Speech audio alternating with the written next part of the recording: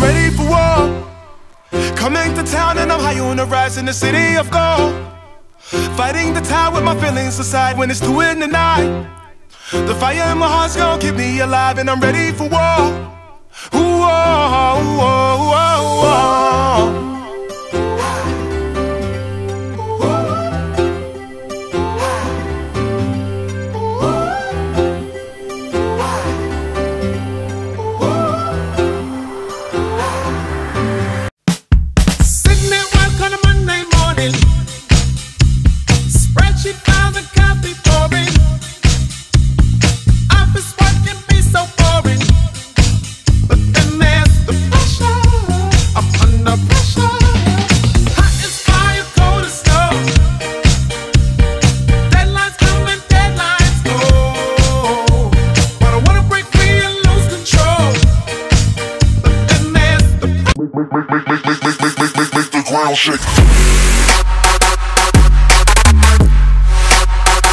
Takže zdraví, vítejte u závěrečného hodnocení na kopačky Puma Evo Speed 1.3, speciální edice Dragon.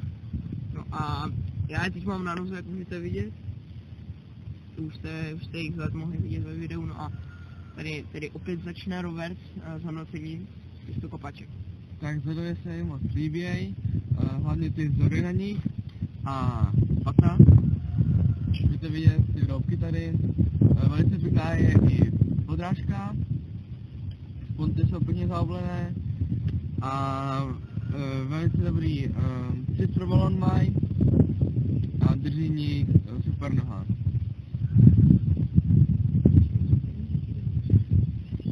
Asi dávám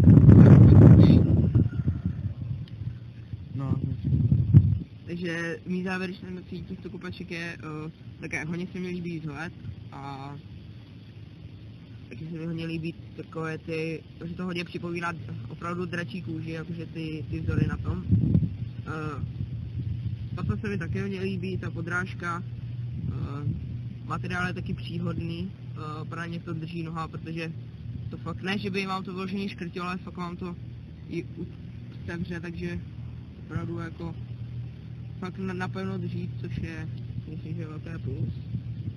A zatím jsem se nepotkal tedy s žádným pokýřem, což je poprvé u kopaček.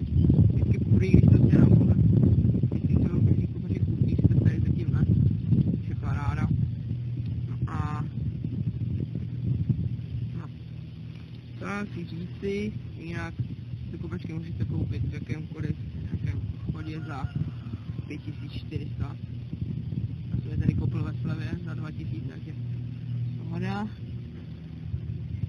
No, to je asi všechno k tomuto závěrečnému hodnocení. Ani do kopačka dávám. Nevím, no žádný minus jsem tam teda nenašel, ale no, to je asi jediný minus, že jsem se tady strašně šíleně padal s tím, když tam vlastně dám tkaničky do toho, říkám, že to bylo opravdu, že fakt jako slepený, nebo já nevím, jak to říci. A fakt jako těžko se tam dává tkaničky, že se to tam prostíká, prolíkává těma otvorama, takže to je asi jediný mínus, které se zatím objevilo. No a já těmto kopačkám dávám 9 z 10. Takže tohle pro ukázku těchto kopaček asi stačí, my se s vámi loučíme a u dalšího videa se čau. She ain't all that though, though her booty is round as an afro, so ain't really much to mention. Damn, I'm lying, all I want is your attention, girl. I just wanna prove that I'm worthy, better than all of these young turkeys. I'm in your future, you don't need